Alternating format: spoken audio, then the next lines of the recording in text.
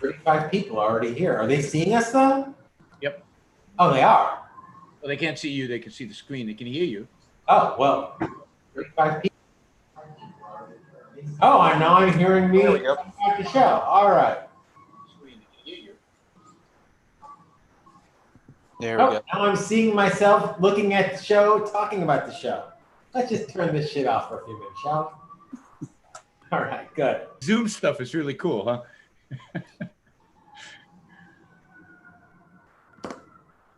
I feel like I'm in my daily work meetings now. All right, everybody. Welcome to Yaron Brook show on this, what day is it? Oh, it's Sunday already. It's Sunday. I've been in California now 2 weeks, and the time has just flown. It's like, it truly is amazing. All right.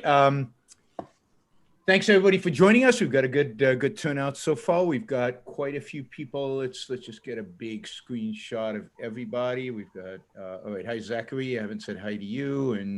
All right. I'm still expecting 1 or 2 additional people to join. We will see.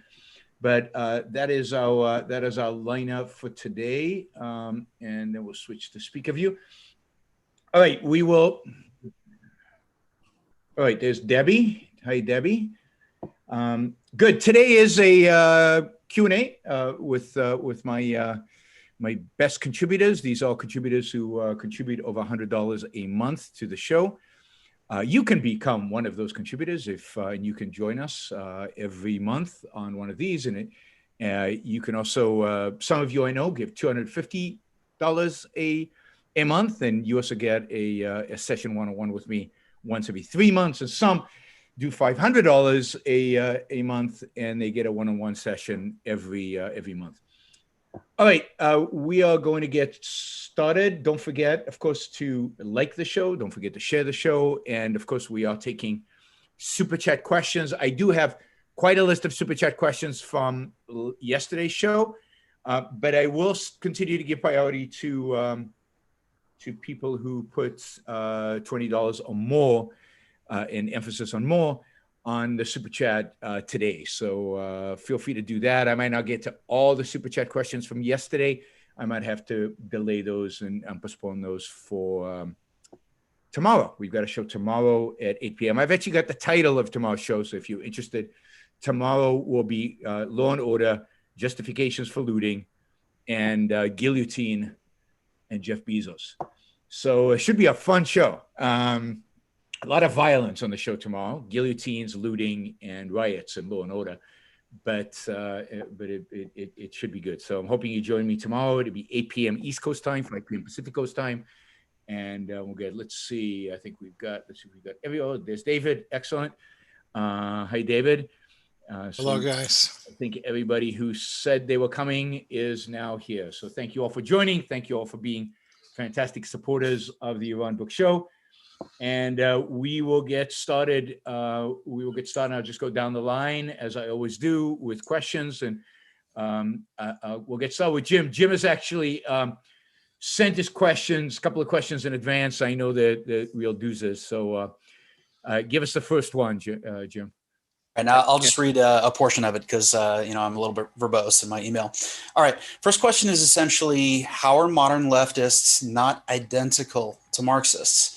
This is something you've said repeatedly on your show in recent weeks. On the face of it, I think I get what you're after here. Among other things, you're afraid that ordinary people will consider this idea out of touch with the present. After all, their primary concern today seems to be identity politics and not traditional class struggle.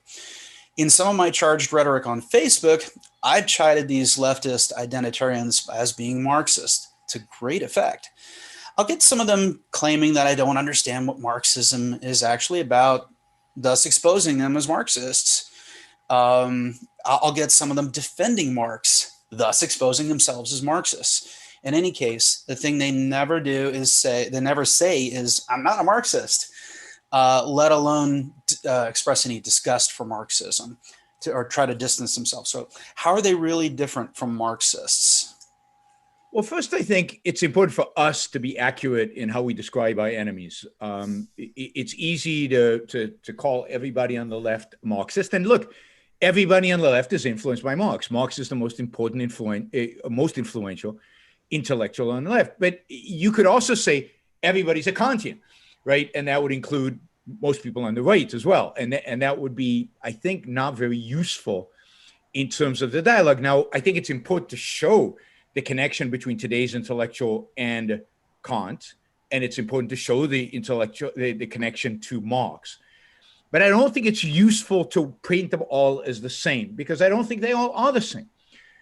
You have those, and this is more popular right now among the white fragility crowd, the white guilt crowd, the identity politics crowd. That crowd is different than Noam Chomsky, and Noam Chomsky is different than Steven Pinker. And even though Steven Pinker is influenced by Marx, because some of his attitude towards capitalism are influenced by Marx, it's a small influence. All of them are influenced by Marx, but the guys who are identitarian politics have a different emphasis than the guys who are traditional class theorists or believers in the dynamic of history and the clash of classes and the inevitability of the result and the victory of the proletarian. I don't think, for example, that a lot of the identity politics people really believe in the inevitability of history and the deterministic nature of the future, and man is completely 100% determined by his class. They believe he's determined by his race, but they still have this notion that the struggle is not inevitable and doesn't lead to inevitable consequences, which is what the true Marxists believe. And then they're not all exactly like Chomsky, even though a lot of them have been impacted by Chomsky. Chomsky has this unique, he's like an anarchist, right? Because he believed that the true way towards communism is through anarchy. And so he's— Did Marx also?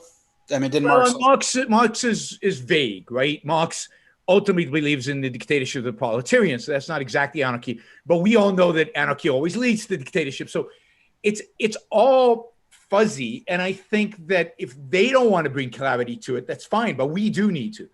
So I view Marxists as the traditional Marxist. Now, the other thing is that I view most of the extreme leftists, most of the activist leftists, the anywhere from Antifa to elements within the Black Lives Matter movement, to the person I will talk about on Monday who just wrote a book about how looting is a good thing and it's a sign of progress and success and movement, a sign of the progress of the movement.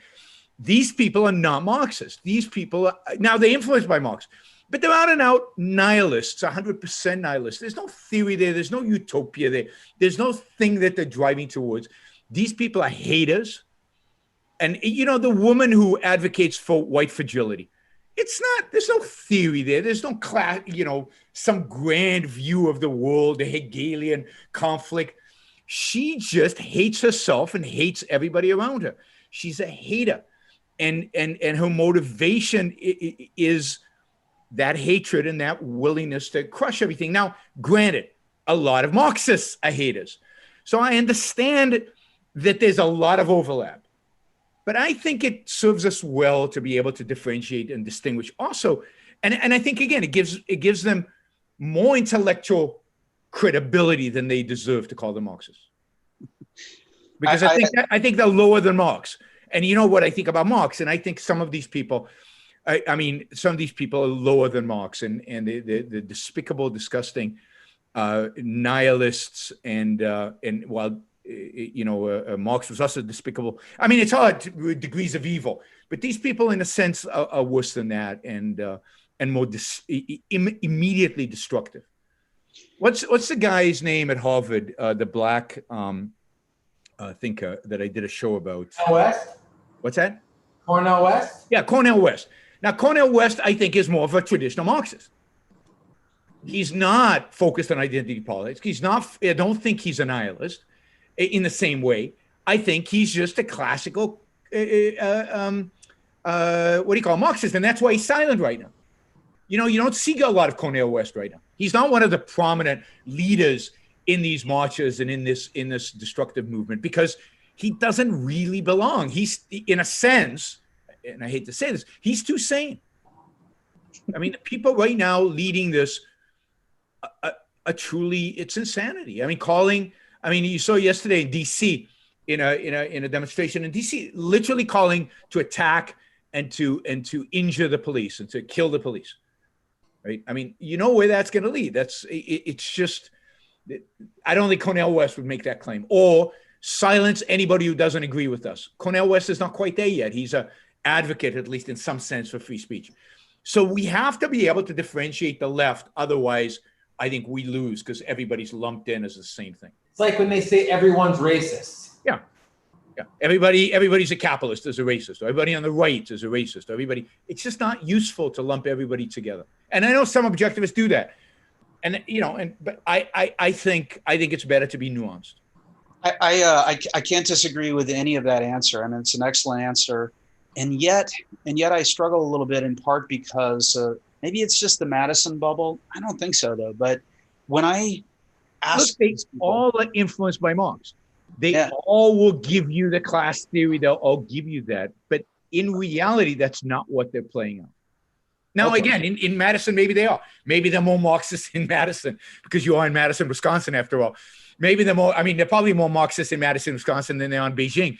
So, it's quite possible that you are in a Marxist bubble. And look, it's all interconnected. It's not like it's just, I think it's worth differentiating between the shades of black. And I mean black in the sense of evil. Yeah. Thank you. Good answer. Jennifer. Can you explain that idea of spontaneous order in capitalism?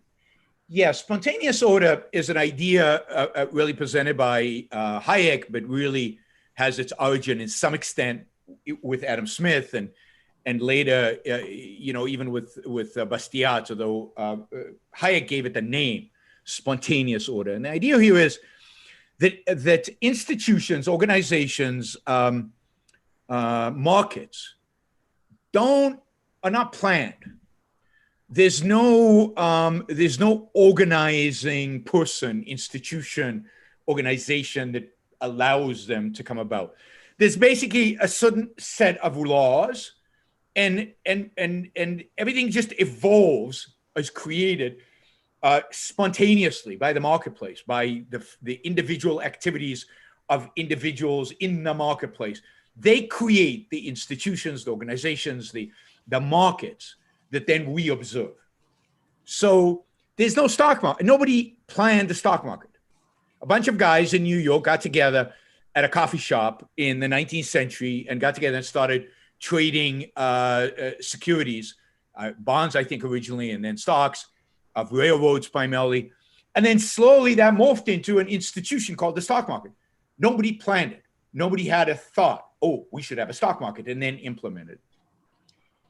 Now, there is a certain truth to that, and many things do come to be in that way, right? But I think the problem is that both Adam Smith and Hayek and many free market thinkers have. The problem is that it ignores the role of the planner. And the primary planner in markets is the entrepreneur. The entrepreneur is a planner. He does have a plan. He could have a 1-year plan, a 5-year plan, a 10-year plan. He has a plan and he has a vision, and he puts everything together to create that vision. And while all of that is also within a structure of a market that maybe wasn't planned, the market cannot, none of this can happen without individuals having plans, without entrepreneurs having a vision and organizing things and creating things. I don't know if you ever read iPencil. Do you ever see? There's a little video on all the things that go into making the pencil. Yes, and the idea with the pencil is nobody knows how to make a pencil, right? Nobody, because if you take it back far enough, nobody, the guy who works in a pencil factory, even the CEO of the pencil factory, doesn't know how to produce lead or doesn't know how to chop down the trees and turn the trees into these things. He can order that from somebody else. So all these elements come together. And the idea is this is an example of spontaneous order. Pencils they just a creation of this market. And I remember once Fee, I think, was really pushing the movie they made out of iPencil. And iPencil is something that the founder of Fee was a story that he created. It's a little booklet that he created to show how beautiful markets work. And it's true. It's amazing, right? Because it's true. No one person has the knowledge of how to make a pencil. But it's also not true that pencils just come out of nowhere. They're just spontaneous order. And when they showed this movie, they had me on a panel afterwards, and I said, I really actually hate this movie because it's missing the most important thing. It's missing the entrepreneur who has the idea of creating a pencil and then hires all these people and contracts with all these people to make all the stuff that he doesn't know how to make. I mean, the fact is the entrepreneur, the CEO, probably doesn't even know how to use the machines that turn the wood. He hires people to do that. But that's his role. His role is to organize. It's not to make. And that is so missing. And with a few exceptions, Mises and Israel Kurtzner, who is still alive at the age of 90-something years old. Those are the two economists within the Austrian school that really emphasize the role of the entrepreneur. But most of the Austrians don't. Things just happen. You saw this a little bit with Matt Ridley, who's on The Economist. But like Matt Ridley, when I interviewed him, his idea was progress happens. Stuff gets created. If it isn't Steve Jobs, it'll be somebody else. If it isn't this guy, it's that guy. Like a force of nature. Yeah, but really, is Newton inevitable? Is Aristotle inevitable? Is Einstein? I mean, it's just not. I don't think Steve Jobs is inevitable. Now, yeah, something like it would have happened. It's not like we would have no progress, but it would have been a different path in history. And that the role of the entrepreneur is what's really, really missing in spontaneous order. And I don't like the term spontaneous order because I think it diminishes the role of the human mind. It diminishes planning. And that's unfortunately, part of Hayek's legacy is diminishing reason. And the idea that we need limited government because people aren't smart enough, aren't good enough, aren't reasonable enough, is a conservative and in some cases libertarian idea, which is very destructive. Thank you. Sure. Oh, yeah, Darius. Hey, Yaron. Hi, everyone. Hey, good. Maybe I'll just kind of piggyback off of Jim's question. When he started off by kind of asking about leftists. Yeah. I mean, is another way to approach his question to say, all right, let's kind of borrow Rand's concept or her phrase of check your premises. So maybe is another way to approach his question to say, okay, let's start by defining what do you mean by leftists? Yep. Let's break that down.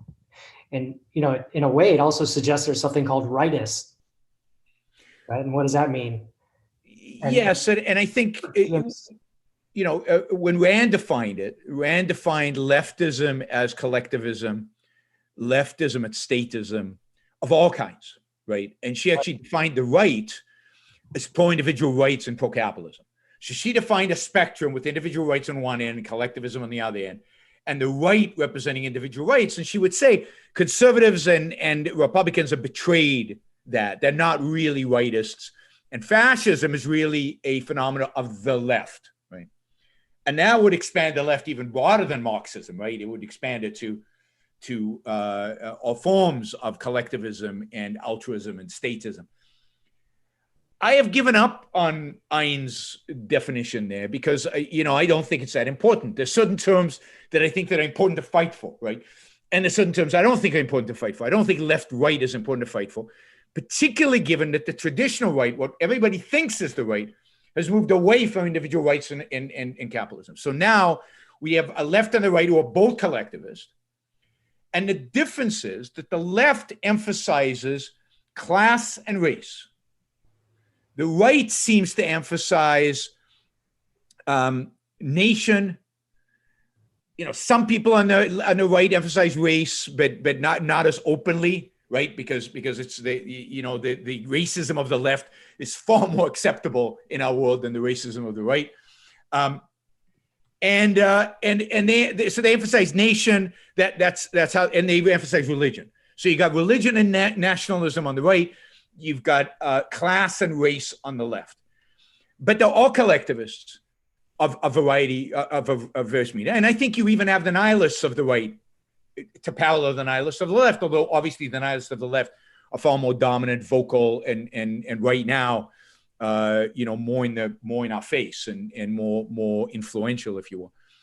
So I think that, yes, you have to check what we mean by left. I mean by left, everybody who's a collectivist, who is an advocate of class warfare or racial warfare of some degree or another, who are for a mixed economy because of class issues or because of race issues. And the right, it's a mixed economy because of nation or because of something about religion, right? I think there are a lot of people, even in our political world right now, a lot of people within the intellectual framework that in that world don't really have a good home. It's not clear where Steven Pinker fits in. He's a collectivist in economics, but not really over class, and he's not really a Marxist, and he's not really, where is he? Is he really a leftist? I don't think so. But is he a right? He's clearly not on the right.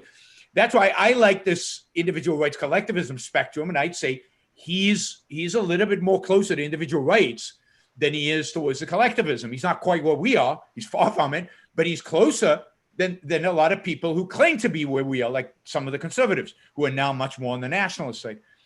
So I think the left-right spectrum is less useful, but it's inevitable to talk about it because everybody else talks about it, how they self-identify.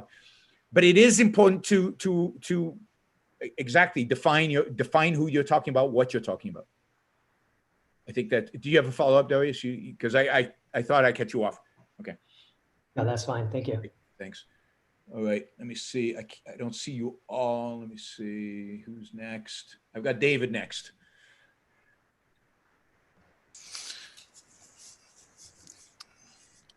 Hello. Hey. It's been a while. Is that Austin or Chicago? I'm in Chicago. You got to be in Austin. He took me away from my beloved White Sox game. So sorry. Well, you can't see them. You can't see them in person anyway. So no, it's all television. So I wanted to challenge this concept that we have an orgy of altruism in the U.S. today. Okay. I see these self-described political leaders and elected officials as mouthing the words of altruism, but I suspect their motives are significantly different. I mean, not unlike kind of the Wesley Mouch and the Orrin Boyle, they know how to say the right words for public consumption. Mm-hmm. But when it comes down to it, they're out for themselves to maximize their personal gain. And, here in Illinois, 4 of the last 7 governors we've had have ended up in jail for corruption. And you listen to any of their speeches at the time, and it was all about the public welfare and the public good and doing the best for the common man. So is this really an orgy of altruism? Or is this a self-interest on the part of maybe incompetent, talentless people who can do nothing else but feed off the public? Rhetorically.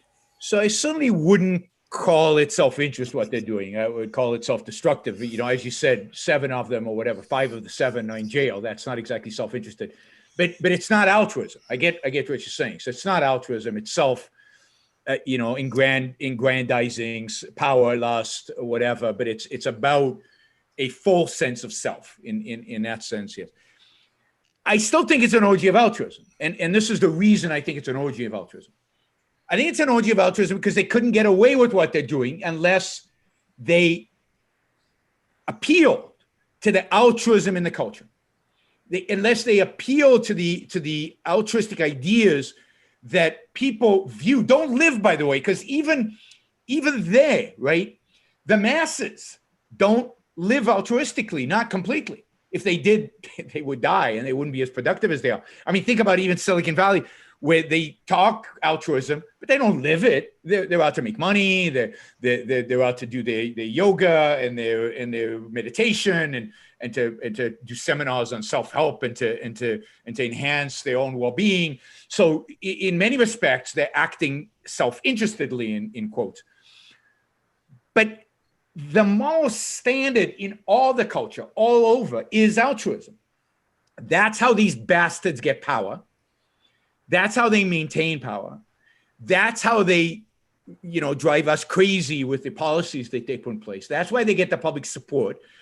That's why Silicon Valley, in spite of pursuing their own, again, so-called self-interest, are quite ready to squash the opposition in the name of altruism because they're hurting the meek, or somebody's insulting somebody, and we can't let people get hurt feelings. That's why. So altruism is never a system unless it's enforced by law under communism, under fascism. And even then, the rulers are not really altruistic, right? Was Hitler an altruist in the sense that he lived it? No, I mean, he used it to gain power and sustain power and had everybody else exercise it. The orgy of altruism is in the appeal, and it's not just the appeal, it's in the fact that the culture accepts the guilt. So take for example, the whole racial issue right now. How do these people get so many white people to feel so guilty and so upset and so willing to give up their freedom and to give up maybe, not yet, but maybe at some point to give up a lot of their money for reparations or whatever it is? How do they get them to do that? By appealing to altruism. That's the sense, it's an orgy of altruism. Not that, these people, I don't even believe the intellectuals are motivated by altruism. I think the intellectuals are motivated by the same thing Tui is motivated by. Right? Tui's not motivated by altruism. Tui is motivated by hatred. Right? He's motivated by nihilism. He's motivated by the wanting to see everything fall apart and destroy people and watch them grovel. But to do that, he uses altruism as the tool. And that's the sense in which I think Ayn Rand meant orgy of altruism.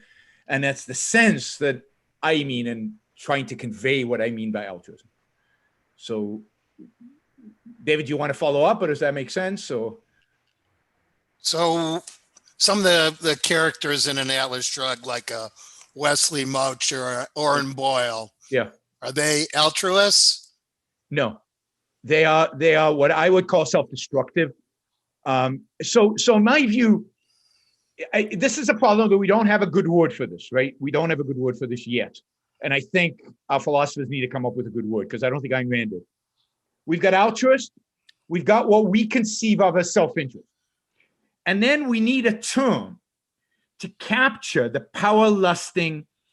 Ultimately, we need a word for Bernie Madoff, right? Because I think Bernie Madoff captures all of this, right? Power, prestige, wealth. So we need a word for using others, exploiting others for your sake, right? And that's self-interest. I don't want to use self-interest for that. I have used instead of myself self-destructive, because I think that's essentially what it is. But that's not satisfying, because I don't think people really get it. Right? They are second-handers of a sort, aren't they? By stealing altruism's rhetoric. But you need a term that they're not self-interested in a proper sense, and they're not altruistic. And parasites. What's that? Self-destructive doesn't capture the predatory aspect of it. Because I could be self-destructive in ways that were not predatory, like the governors of Illinois. So or a drug addict. A drug addict is self-destructive and predatory. And you'd still say he's not selfish, even though he thinks he's doing what's making him high, right? So we need a term, and I've talked to Anka and Greg and encouraged them to come up with a term, because we need a term that captures this, and it really inhibits our ability to communicate, in my view, because it when I go and talk about self-interest properly understood, and people say, but look, these politicians and these Bernie Madoff, and there's no one word, there's no concept that I can capture with that, and then that creates cognitive. It makes it difficult for the audience to separate the Bernie Madoff from the Steve Jobs, or the John Galt from the Orrin Boyle. How do they separate the two? They both seem to be pursuing their self-interest, but there's a fundamental difference between the two. They're predators, and anyway, we need a concept. So, David, I agree that they're not altruists, but they're not. I don't agree that they're self-interested, not in the way we understand it. And what we're missing is that third term to capture what it is they really are. I'd propose the term parasite because it's parasitism directly on their economic victims, but also on intellectual victims, and they're using ideas, other people's ideas, secondhandedly. Debbie's point, right? That captures the predatory side of it. It doesn't capture the self-destructive part of it. So it doesn't capture the drug user is not a parasite, but he's not an altruist, right? So, and then there are people who are parasites but don't have that predatory, I mean, in the same way, like welfare recipients or whatever. That's right. That's right. So we need, I mean, narcissists, I mean, there are a lot of words, none of them captures it exactly. And okay, so so that's where I would take this. It's anti-egoist, non-altruist. but you need a concept for it. Okay, let's see. Let's go to Debbie. Debbie's next. The screen flips on me, so I need the order might change. Sorry. We'll go to Debbie, Ori, and Zachary, and Jonathan. So that'll be the order. Debbie. Okay, so from nihilism and self-destructive parasites to something a little more positive. I'm really interested in the way that objectivism improves people's performance in relation to knowledge work. I mean, cognitive performance. I can't even compare how I was before I discovered objectivism and how I handled intellectual tasks and knowledge work in so many different ways to before versus after. And one thing that's been bringing it to my attention lately is that I've been noticing it more for some reason lately in my interactions with people at work and people on my team, but also people I interact with. And I really want to at least coach the people who report to me, who I manage, on how to utilize some of those tools, not even for the purpose primarily of spreading objectivism, but just even for the purpose of my team performing better. So it's just something I've been thinking more about lately. And I guess my question for you, Yaron, is just, I'm curious to hear your thoughts on that and some maybe specific examples where it's really stood out in your mind, how objectivism has helped you to perform in that way in your life. Yeah, no, that's a great question and a hard one, because it's a lot of what we do, a lot of the way objectivism impacts us, particularly in how we think, is implicit. That is, we learn the principle, but then we apply them, not always consciously, not always in a systematic. We don't sit down and say, okay, today I'm going to learn how to integrate. We know that integration is important, so we try to integrate constantly, and we turn it into a habit, and it starts happening automatically, and we don't even realize it, and we become, I think, one of the things that I'm good at, and that allows me to do a show like this, for example, and that I've noticed differentiates me from other people, is that I don't think of myself as knowing a lot, but because it's all connected, I can access it in ways that amazes other people, because I've spent a lot of time integrating things and seeing connections between them and being interested in a lot of different things. So I'm not deep on any one thing, but it looks that way because I can almost always connect it to something else and make it real to people. Yeah. And that's what teachers do, right? We're very good at making it real to people, because we're not going to more abstract levels. We're going wide and concrete. And that's unique. I think that's unique to objectivists, that ability. Well, not unique. I think all good thinkers do that. But I think objectivists are more likely to do it because we're actually encouraged to do that by Leonard and by Ein. So it's part of the philosophy. So I think a big part of it is integration, seeing connection between things. So many people seem to be compartmentalized, even in work. There's assignment A and assignment B, and they're obviously related because they're the same company, and they have to be related and they have to be connected. And they can't see, or when you point them out, maybe they can see, but they don't think in terms of connectivity. They think, okay, now I'm doing A and then I'm doing B, and they can't. So they never get the big picture. They can't think big picture, and they can't project the value of their work which is demotivating for them. It's not motivating for them. So I think emphasizing this idea of integration, things are connected, and there's a purpose to what we're doing, right? And if there's a purpose to what we're doing, if you've got assignment A and assignment B, there has to be a relationship, and you're not sure what the relationship is. Ask. Let's sit down for 5 minutes and talk about what the relationship is. So encourage them to be more, ask more questions, because they're not going to get it early, but to see connections between things that they're doing or things that somebody else is doing. Maybe somebody else on the team is doing something that looks like they're doing something completely different. Why are they doing that? To show them that this is all related, that this is all connected, that this is all one. So I think that's one level. The other is concretize everything. Now, I don't know how this applies to work, so you'd have to think about this. But you know, a friend of mine asked me to review something he'd written, and he's really smart, off the chart smart, not objectivist, but very free market. And he wrote something for publication, and he said, "Could you look at this?" And he had the same mistake that a lot of objectivists have when they write early, and that is it was all floating. It completely understandable in his own mind, but completely detached from the facts of reality and the context of the reader. And I said, examples, just give examples, just concretize, make it real. Make it real. Don't stay at this level. Bring it down, right? Bring it down to a level that any reader can understand what you're talking about. And I think objectivists over time, you know, there's the tendency of being rationalistic in objectivism. So some people never make that transition in objectivism, but good thinkers in objectivism are very good at tying their abstract ideas to reality, to actually concrete actions that actually happen. And I think I'd have to think about it more. You can teach that. That is true in a work context as well, right? Your assignment is here, but what does it actually mean in terms of concretes? What is the so definitely, yeah, I can tell you exactly how that applies to my work. I won't because I don't want to bore you guys. But yeah, can I throw out two more principles? Sure. One, a belief in an objective truth, which seems obvious.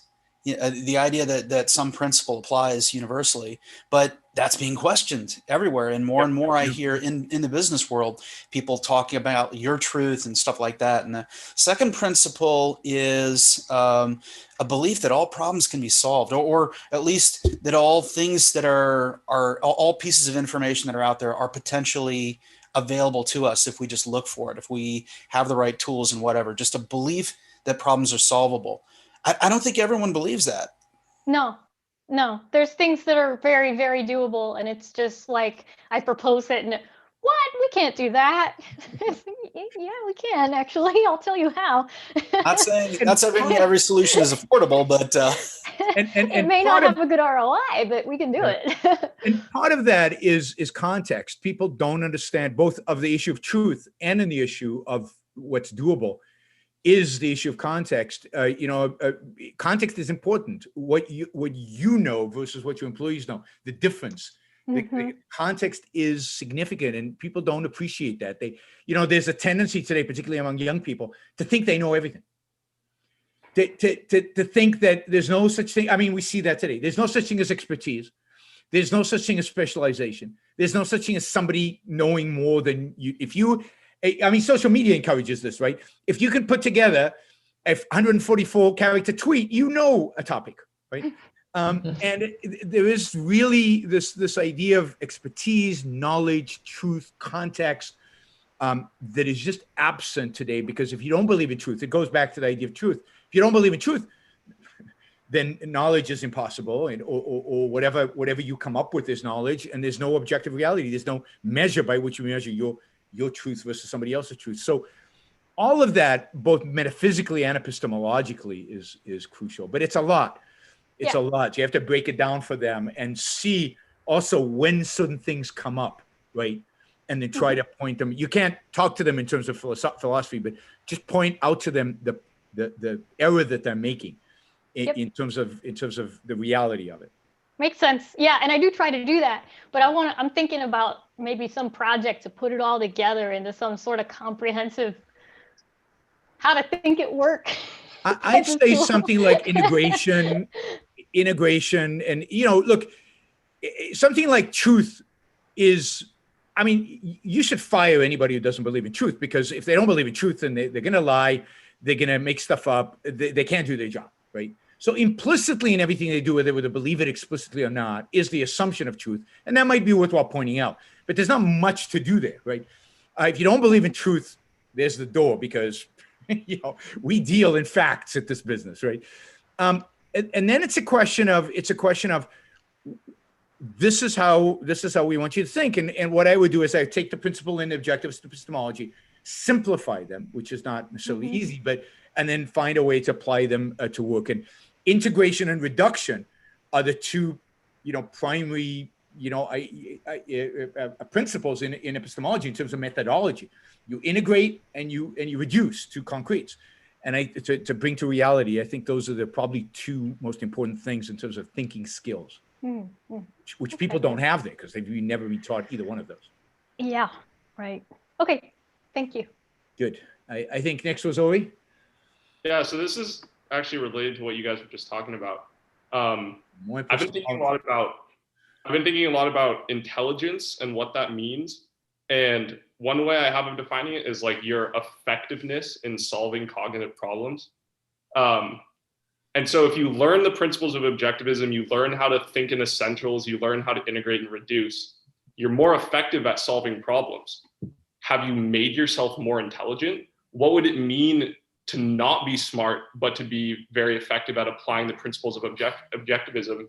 And the other way around, what would it mean to be dumb, but know how to think effectively using objectivist principles? So, well, I think that's absolutely right. And it's why I am so adamant about my objection to IQ tests as being the defining measure of intelligence. Yeah, I mean, IQ probably measures something, mainly how well you take an IQ test, but it probably is a proxy for something. But I know a lot of people who have a significantly higher IQ than I do, who are less competent at solving problems than I do. Integrate worse, reduce, you know, just worse thinkers. Now, what's more important, that they have a higher IQ, a higher horsepower, or that they can solve problems? And even problem solving would each one of us is different in terms of the kind of problems we solve, right? I know, you know, do you know some of these consulting firms, when you go and interview them, you do a job interview like at Booz Allen or McKinsey, they put you through these kind of riddles. And I'm terrible at solving those kind of riddles. Really bad at solving on the spot in an interview a riddle. I've got an employee who works for me at the hedge fund who's brilliant at it. And if I interviewed with him, he does our interviewing. And if I interviewed with him, he would never give me a job. Right? But give me a problem in the real world where I can use, in a sense, organized people and help solve that problem and get the work done. I can do that better than most, right? But I'm not a riddle solver. So some people are brilliant at that, but can't do the other. Right? So intelligence is a multi-dimensional thing. And objectivism is a comparative advantage when it comes to solving problems, and therefore it enhances your intelligence.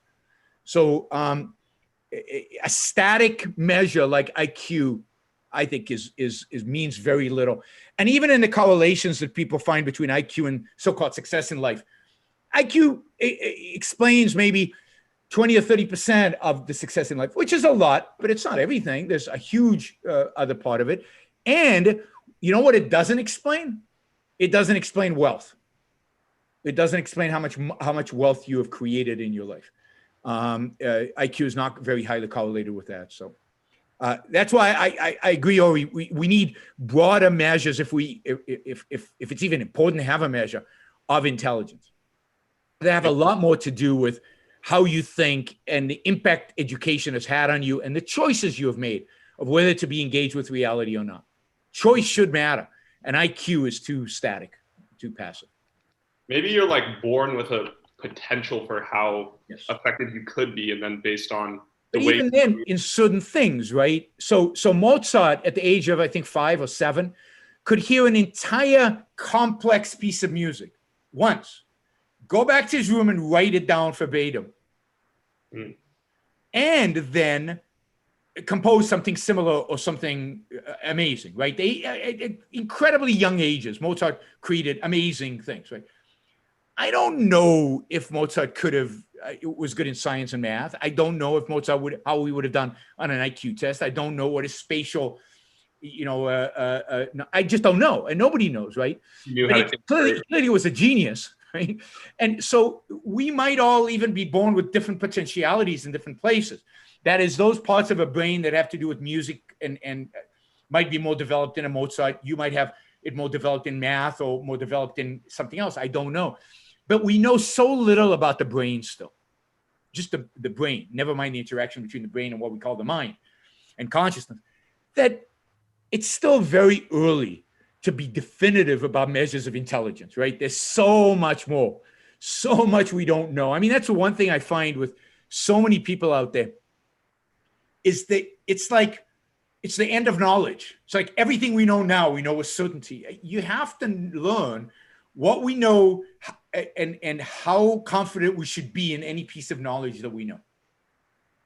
And it's not to say some things are not certain, but there's so much, particularly in psychology and evolutionary psychology and evolution and all of that stuff is still work in progress.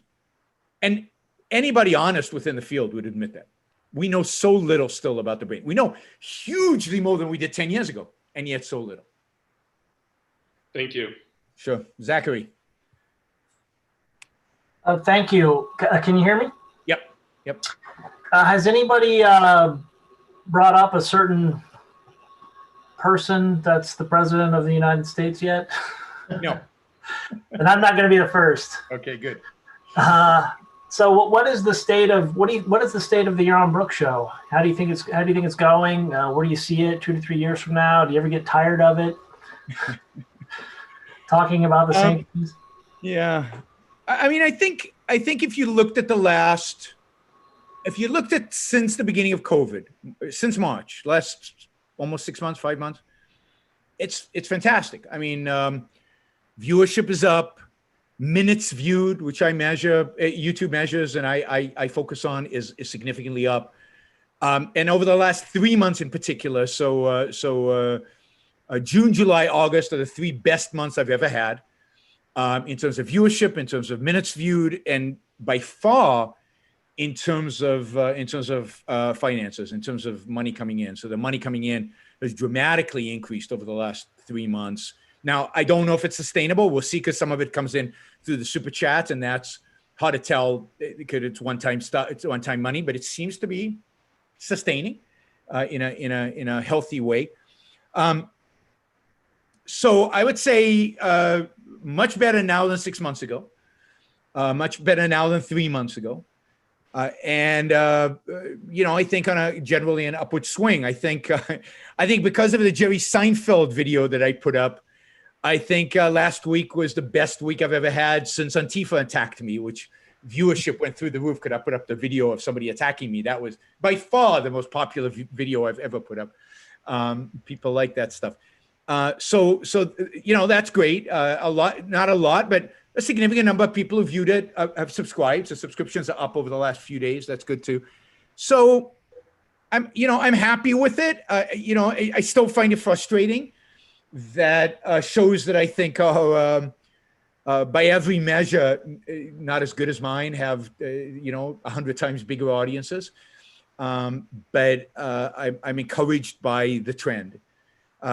Where would I like to be? I mean, I'm really, I want to be in several hundred thousands of subscribers. I want to be able to have enough income from this. I don't have to do anything else and to live the lifestyle I'm used to and do that. A lot of people would be happy to take the income I get right now from this and could live off of it. I can't. But most importantly, I'd like to have the kind of a long time, about 4 years ago, I set as a personal goal at the Institute. This is while I was CEO of the Institute. My personal goal at the time was by the age of 65 to be a recognized public intellectual. That is, to be in the United States recognized as a public intellectual.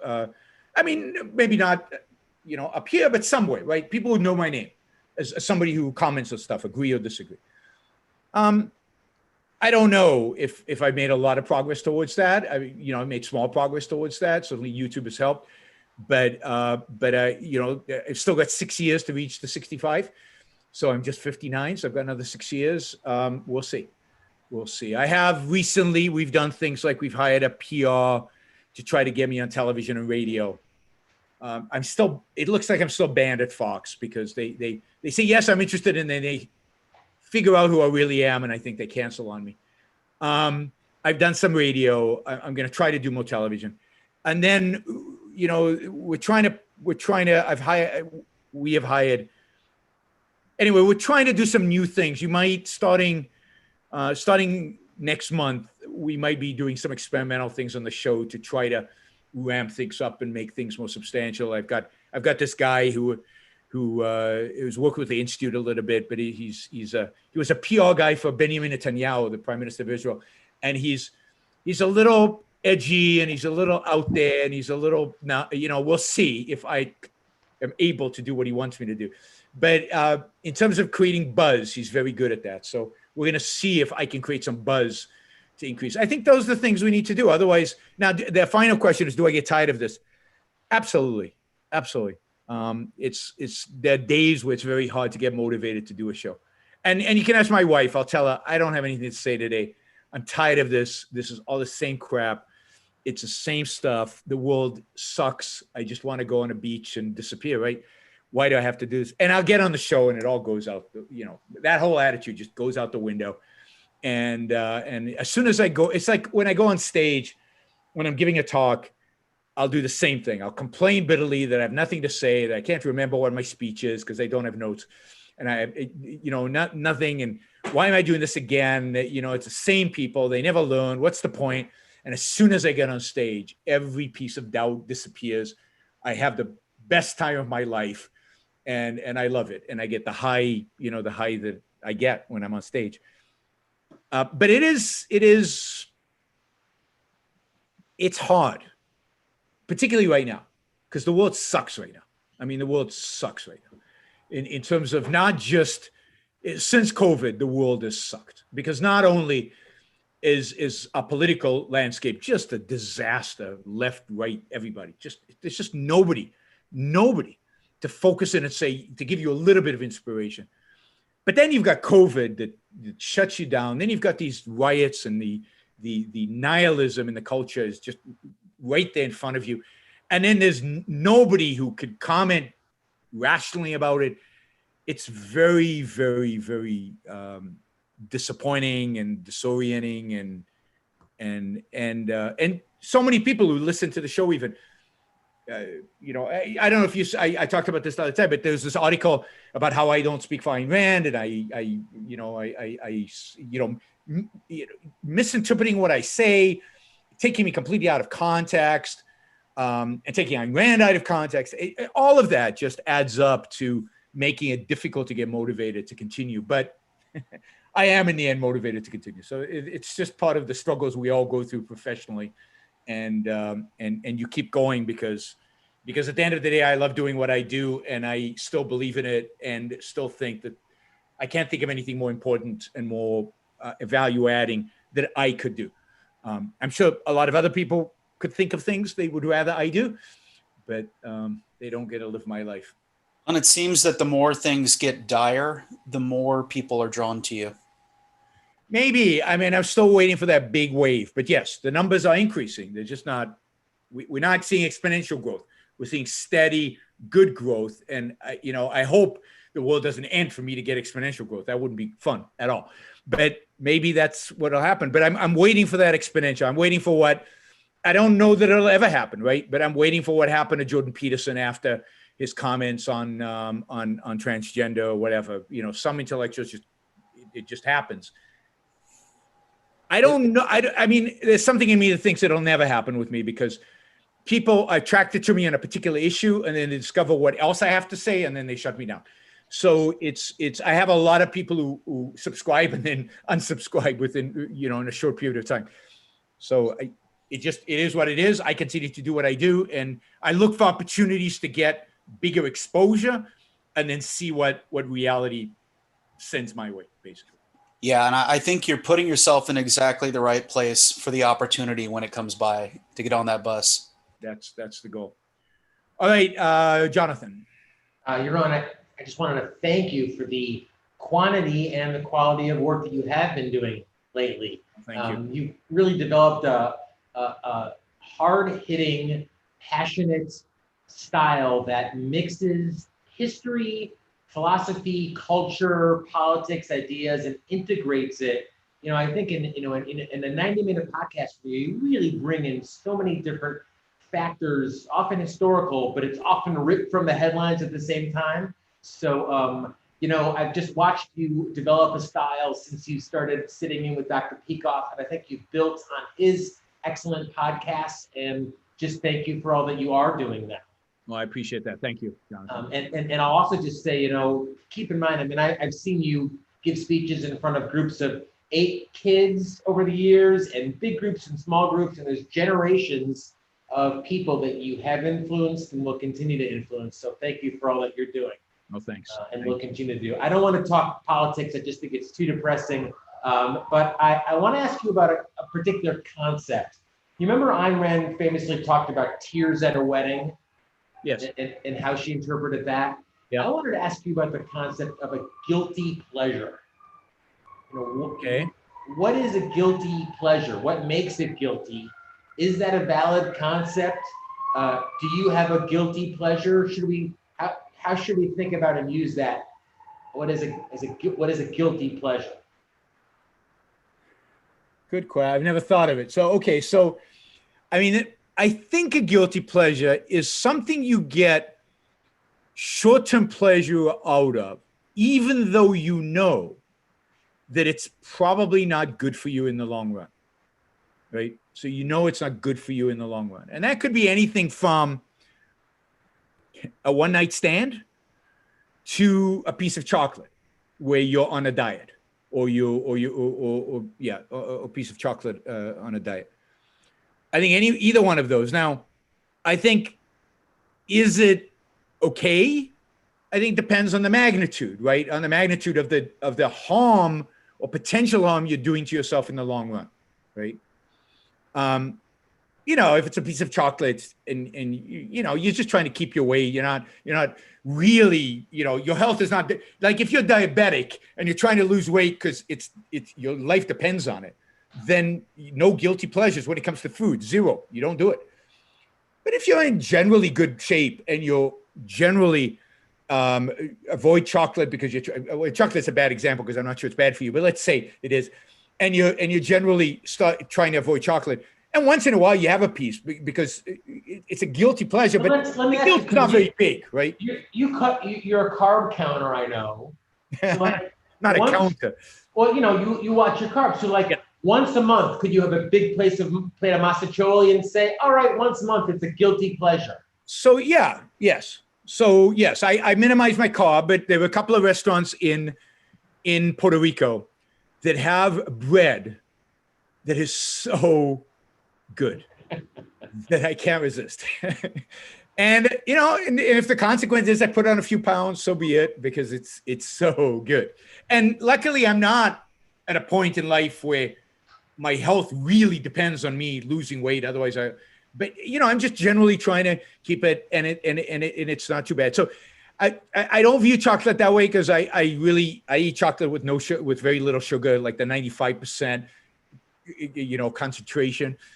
So I don't think that's really guilty because, well, it is. My wife and I kid about it, about how we kind of feel guilty about eating this bread, but God, it is so good we can't stop, right? So and we control it. We only do one piece and we hold back. But so that's a guilty pleasure. Yes, that's the kind of thing I think that's involved. So maybe, and I don't want to talk the ear off about it, but maybe the idea is that as long as it's to some extent, I remember once Dr. Peikoff was asked about how many movies is too many movies to go to. Yeah. His podcast. Yeah. So the idea is that if it's a responsible amount, you don't have to feel guilty. It's just a pleasure. Yes, it's not real guilt. It's we use the term guilty pleasure, but if you're healthy, you're not really feeling guilty about it, right? It's just something that you say to yourself, there is a cost long term, but I've decided I'm willing to pay that cost. It's worth it. Could I throw out a quick way that what I think guilty pleasure means? Sure. I think it's more of enjoying something that is below your standard of quality. For example, like you enjoy watching reality TV, even though it's real crap. or like, you know, classical music is the best kind of music out there, but you enjoy listening to, I don't know, country or something. I feel like it's not necessarily that it's doing harm to you. It's just below your standard of quality. Yeah, but I think it is doing harm to you. So Okay. in a sense it is, right? You're wasting your time. That's harm, you know? Okay. And there you have to say, you know, but today, you know what? My mind is in such shape. I'm tired. I can't do really any productive work. So I'm going to watch this stupid reality TV show because that's the most my mind can rise to. But you have to realize that not doing the best is harmful in a deep sense. Okay. You want to say something, Zachary? I was just going to say, yeah, I agree. There are just some circumstances, like late at night, like at 10 o'clock, Yeah. you know, long day. Yeah. You want to go to sleep, but you don't want to think. Yep. No, And so you'll put on a rerun of something, or you'll listen to country music. I won't listen to country music. Yeah, I might be driving somewhere, particularly if it's in rural America, and I can't listen to anything really serious because you know, I'm thinking about a talk I'm going to give or something. My mind's busy. I'll put country music on in the background, and there's a certain pleasure in it. There's a certain enjoyment of it. But it's so I'm not, but it is that that's, and again, this is why Jonathan said, in the full context of what you're doing, it's not harmful to you, because otherwise you wouldn't do it. In the full context of what you're doing, it's actually good for you. But there's the context in which you wouldn't do it, and the context in which it is too much. It is wrong. That's I think what makes it a guilty pleasure. Or watching like you're binge watching something, you're really into it and you can't stop, right? Yeah, quickly, Yaron, give us a couple of your guilty pleasures, one or two. Well, certainly the bread at these two restaurants. I mean, I try not, I don't watch, I mean, here, there was, I listen to country music in a car by myself, driving out there. Yeah, I can't, I'm sure there's others, but I try not to watch junk because it's it requires too much focus. And then, so there's certain reality shows. Here's a reality show I like watching, which is kind of a guilty pleasure. I do this in certain contexts. You know, some of the food kind of competition shows. Like if you ever saw originally, my favorite was, what was it called? Iron Chef. Iron Chef. Particularly if you ever saw the Japanese version, the original Japanese version. Oh my God. Because they took themselves so seriously. It was so intense. But I became a foodie, I think, because of Iron Chef. I think I came to appreciate really high-class food. Okay, I'm going to do 2 super chat questions, and then we're going to do round 2. You say when government tells really bad, when gets really bad, they'll disarm us anyway. But if we don't have to register our firearms, the government won't have the information to confiscate them. That's why I'm against mandatory gun registration. All right. I mean, I've explained this a million times. I'll try to do this again. My point is this. Why does the government get really bad? Because the people have gotten really bad. The government doesn't get really bad independent of the people. The government gets more authoritarian because we want it to be more authoritarian. The government gets more socialist because we want it to be more socialist. So who exactly is going to use those guns to revolt when we're getting the government, in my view, that we deserve? The difference in the revolution was that England was a monarchy. It was bad, right? And then this group of people discovered a better system. And they tried to live up to that better system under this British rule and couldn't. So they said, okay, we know what the good system is. The only alternative we have is to go to war with the British. How many people in America today know what a better system is? Know it to such an extent and are committed to it so much that they would be willing to fight for it. You see, what I think is going to happen in America is that everybody's arming themselves. Everybody's getting guns, and you're seeing this right now in Wisconsin. Everybody's getting guns. And at some point, if it's a administration of the right, then the left will do it. If it's administration of the left, the right will do it. They'll say this is too much, and there'll be an armed revolt. In the name of what? In the name of their form of collectivism versus somebody else's form of collectivism, and we'll have a civil war between two groups of collectivists. I don't want to be in the middle of that. That will be a disaster. And then the army will come in, blow the people up with the guns that they have, and disarm you. They will crush you because they have tanks, they have airplanes, they have weapons that you can't even imagine. And they listen to every phone call you have. So they know when you buy a gun. You think they don't know that you own a gun? You don't know what the capabilities of the NSA are. And you don't have any idea the capabilities of the different agencies in the government are, even if you don't register the gun. If you talk about it on your phone, they could potentially find it. They keyword. If you mention the word gun, they could search all phone conversations in the United States today with AI and find the word gun and find you. It's scary stuff out there.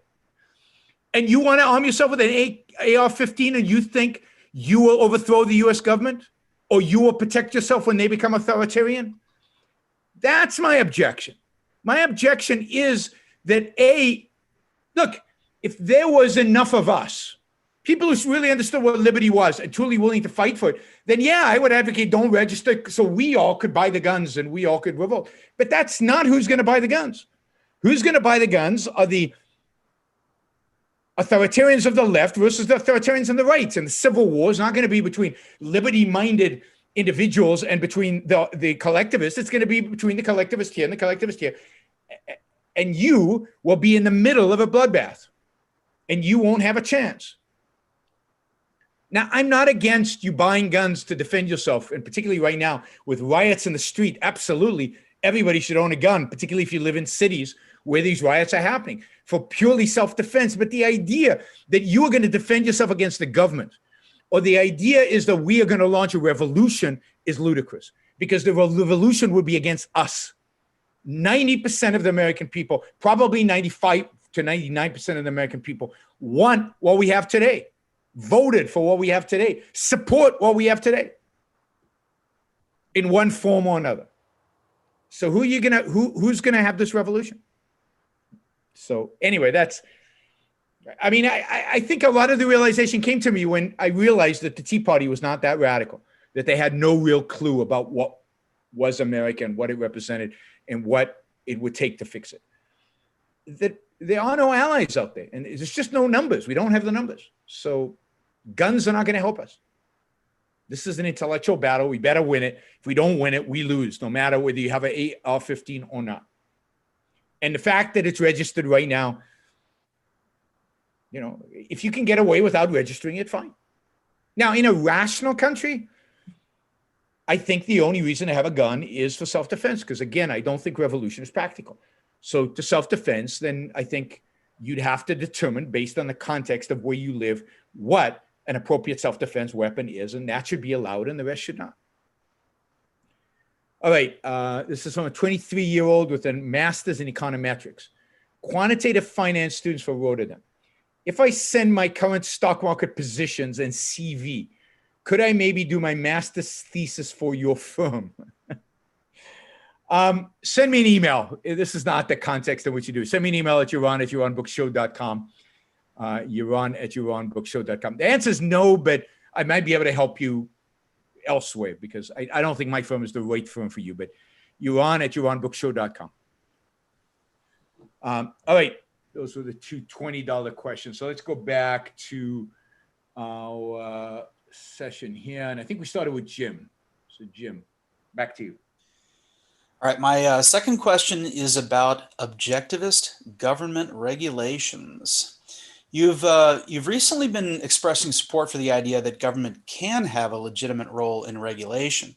In response to one caller's question, you suggested that once scientists very strongly establish some factual basis for a regulation, we might go from a regime of having lawsuits by individuals to one of government regulations based on that scientific basis. One example might be a certain threshold for lead in drinking water that makes it objectively poisonous to most people. Now, I'm really intrigued by this, Yaron. As the son of a civil engineer, I learn an awful lot about regulation, and it's been on my mind all my life. And I'm intrigued because I feel like you're providing that middle ground answer that's always been, plaguing me between the extreme of no regulation, plus government protecting individual rights versus let's plan everything. Let's regulate everything. I wonder how do you imagine regulation working in an ideal objectivist kind of way? For example, do you have private companies being required to send samples of water to check for lead, or have on-site inspectors or whatever? So first, I wouldn't call these regulations. I would call them, laws that are part of the body of law that protects individual rights. What a violation of individual rights is not always obvious. If you think about how common law has evolved and then how it becomes statutory law, often the courts at the forefront of helping us define what a violation of rights is, and then it gets coded into the legal system through statutory law. I think if you look at the English common law system going back about 1,000 years, you'll find that that's how it often happens. Even determining the boundaries or what constitutes violating somebody's property rights, even in the physical realm of, building a fence and where should it be, on my property, on their property, in the middle, or whatever, I don't know. Smell, sound. If I blast my speakers up to a point, I'm sure there were no first laws that said you can't make a lot of noise next to your neighbor. First, there was somebody sued somebody else. And then it happened a few times. And then the legislature came together and said, there's an issue here. Let's figure out what the right way to code this. And they made a law. And I think the same thing happens with pollution. We can't start out because we don't know. We can't start out by knowing something. And this is the danger of most regulations of preventive law. They're preventing you before they know anything, right? So let's say that first there's certain activity that goes on and a number of people get harmed and people are suing in the courts, and the good legislatures, if you can imagine such an animal, I don't think we have any today, look out into the world and they see, well, there's this phenomena of lawsuits all in the same category, all, around the same issues. And maybe it happens at the states first and then at the federal level, right? Because some states experience this earlier than others, maybe lead in water or whatever. And then a law passes and says, you cannot have more than X amount of lead in the water. Now, because it violates rights, because here it's being established by the courts that rights are being violated. That's why the courts have given compensation to some people from some people. And they've done this more than once. And scientists are on their side, and there's a patent, right? There's a patent you're developing. So here it is. How it would actually administer is no, I don't think you would have to supply it in advance. The burden of proof is always on that who claims that there's a violation here.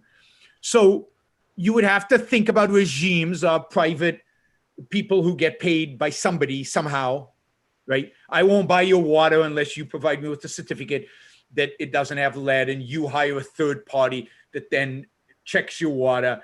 And then if somebody suspects that maybe it does have lead, they would have to go to the government, and the government would have to then come and check, right?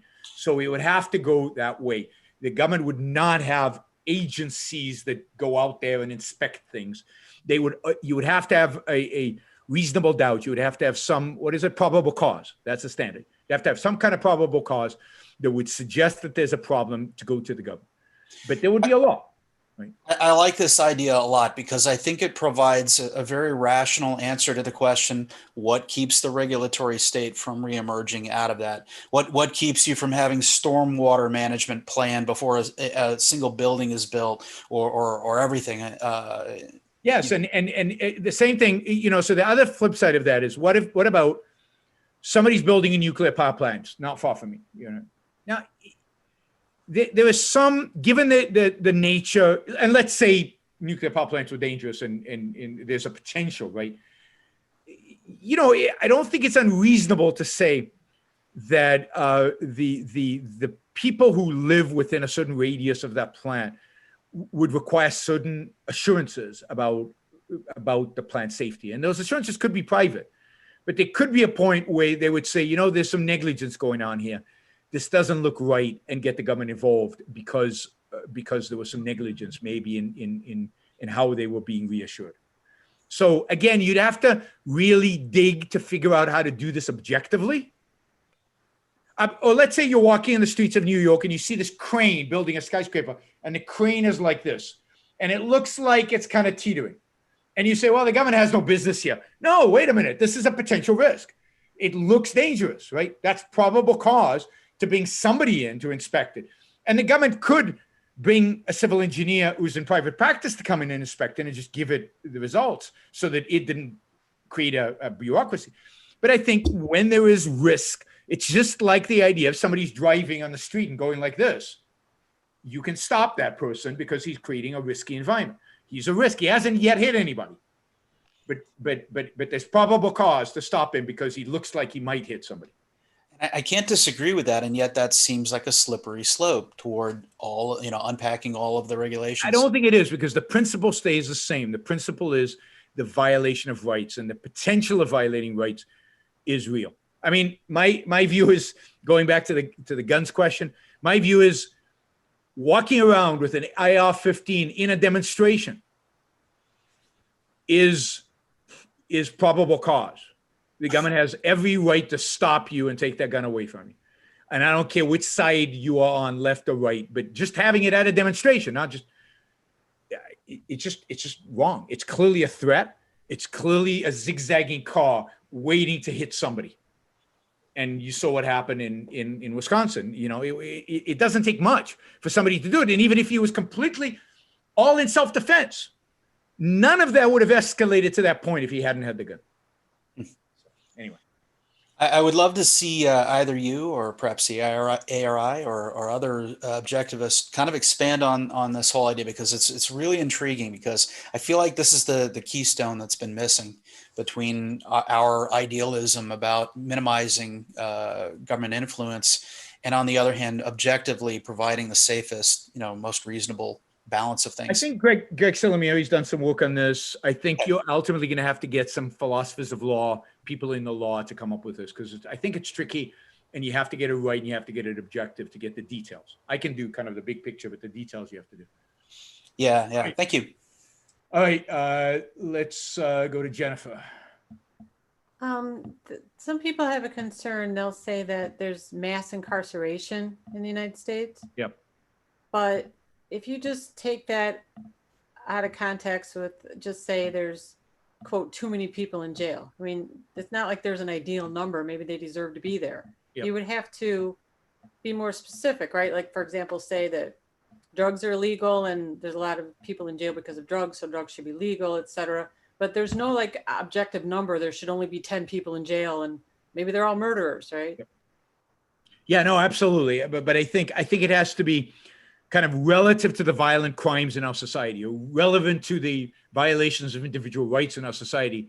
Are there too many people in jail?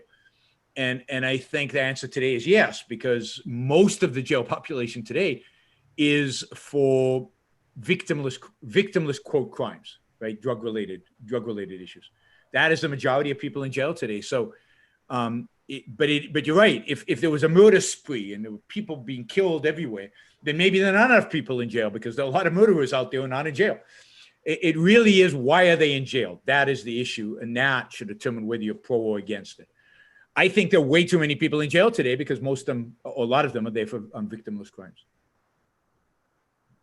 Thank you. That you have to make that distinction. Yeah, you have to point that out. Yes, absolutely. All right, let's go with Ori. We're in a different order because I've got you different order on my screen. Okay, I have a question about a passage in Fountainhead. So this is a scene where Tui overhears Dominique saying that she thinks Rourke is handsome. Okay. And Ellsworth says, It was interesting to discover what sort of thing appears good looking to you. It's nice to have you classified firmly, concretely, without words, just with the aid of a certain face.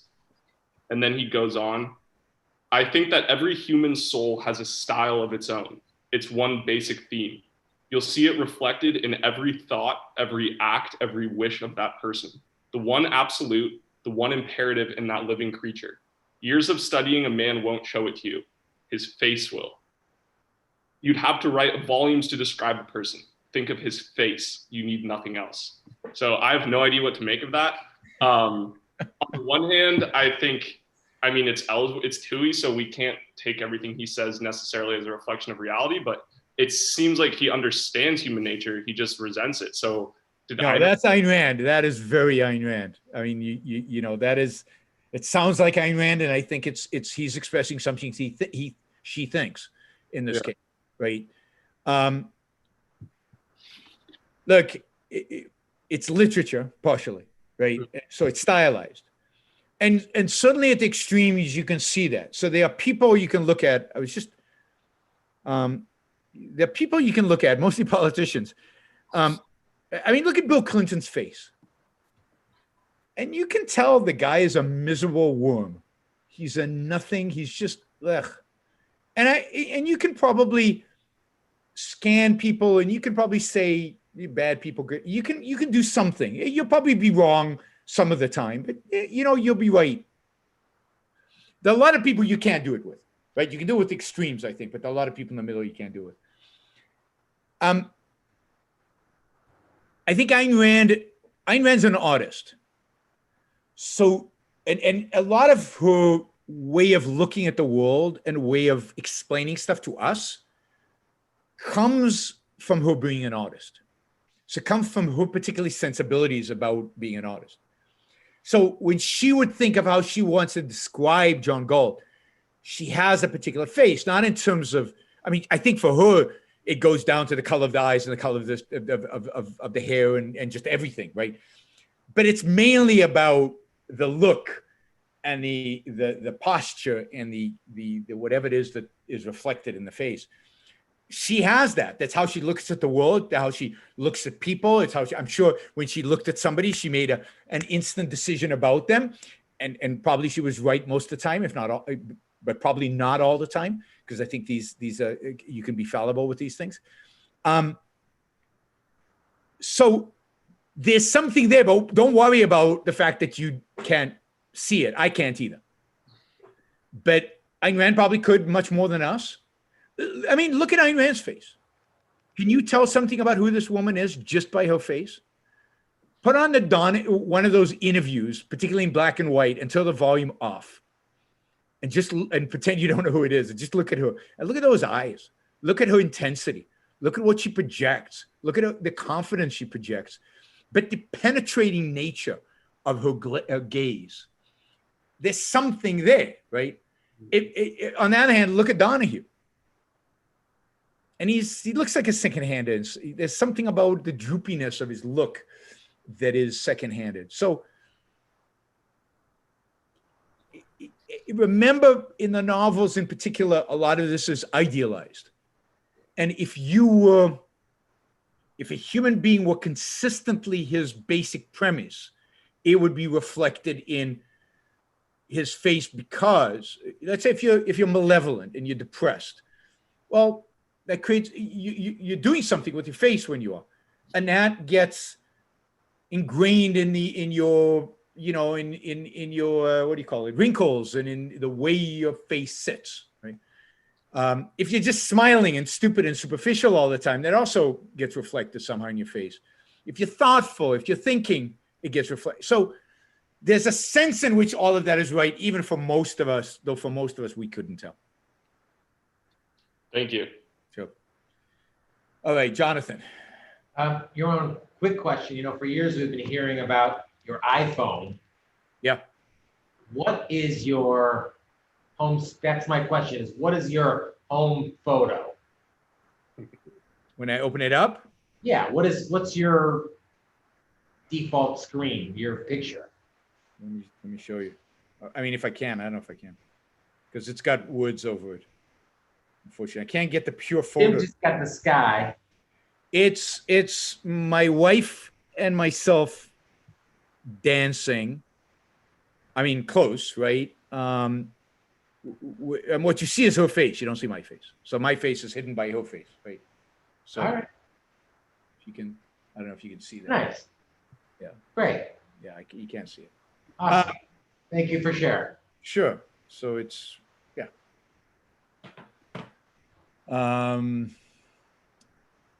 Where are we? Jonathan, Jennifer, we did Jennifer, so Zachary.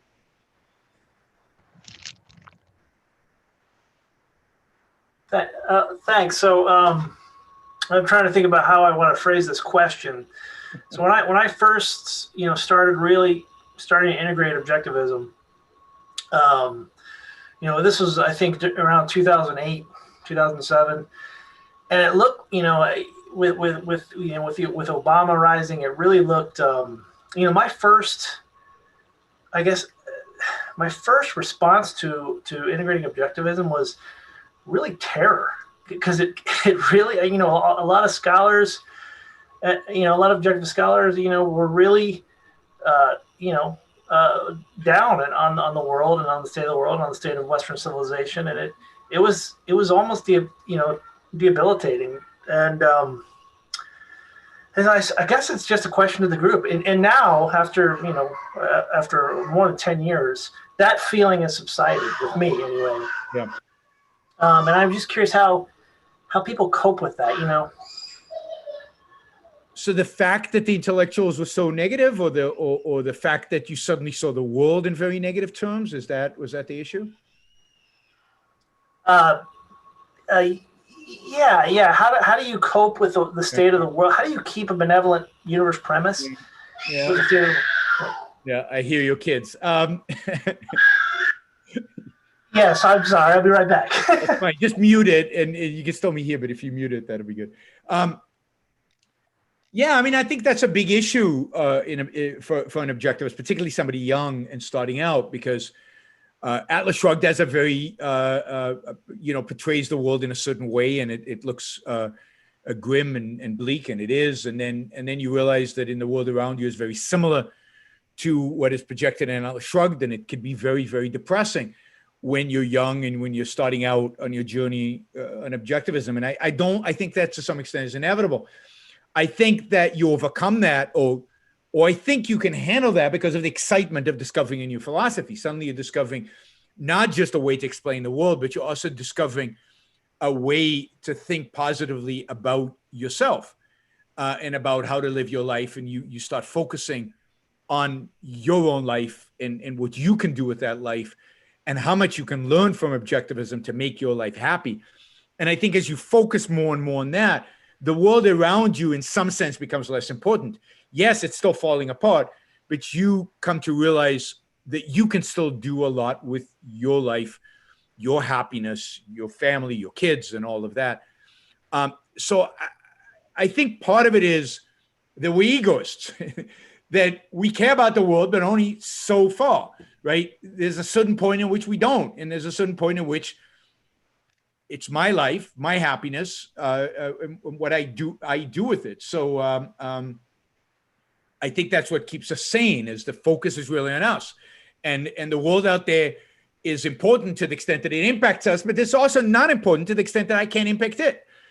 You're not going to change politics. I keep saying this on my show, right? You're not going to change the world politically. So think about the things that you can control. Think about the things that you can manage. Think about the ways in which you can make your life better, right? Like Deborah making her employees more productive, more efficient, more rational will enhance her life significantly. And if she devotes resources to that, she's going to gain something immediate from it. Or if you manage your relationship with your kids, or have fun with your kids more, whatever that happens to be, right? You'll enjoy life more. On the other hand, you can take all that energy, pour it into the state of the world right now, and the benefit you will get is zero, or a little above zero if you're lucky. But you're not going to get much benefit from it. So to some extent, it can't be that important to you. You have to focus on the things where you can have where you can leverage in a sense for your own benefit and to have a big impact in your life. I think that's what objectivism. So partially when you get first introduced to objectivism, it's about the world and you want to change the world. And then slowly you realize, no, wait a minute. It's about me.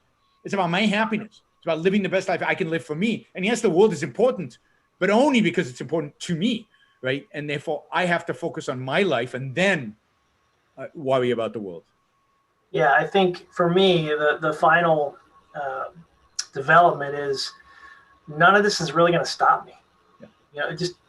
You know, it could.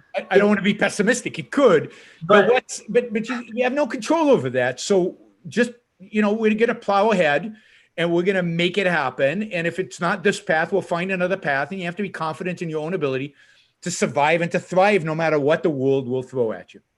And I think in that sense, you're right. It won't stop you. Okay. David.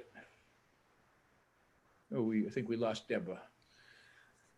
So I think you just answered my question, but I'm going to pose it anyway. Okay.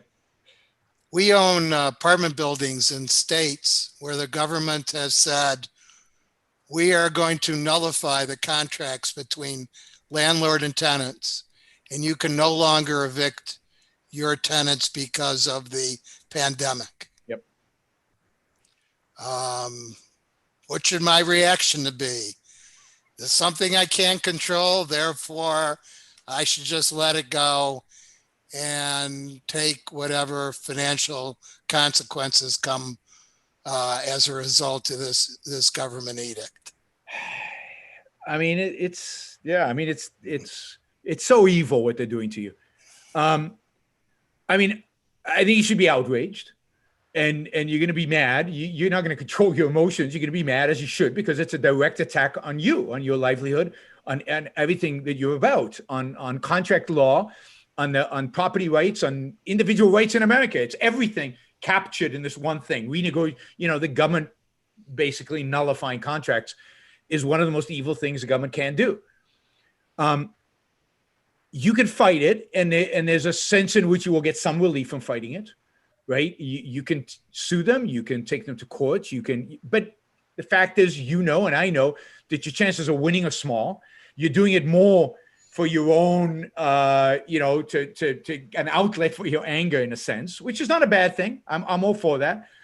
And maybe for the long-term battle, right? You're making a voice, you're bringing this out into the public, you're letting people know that this is evil. Maybe next time they'll hesitate.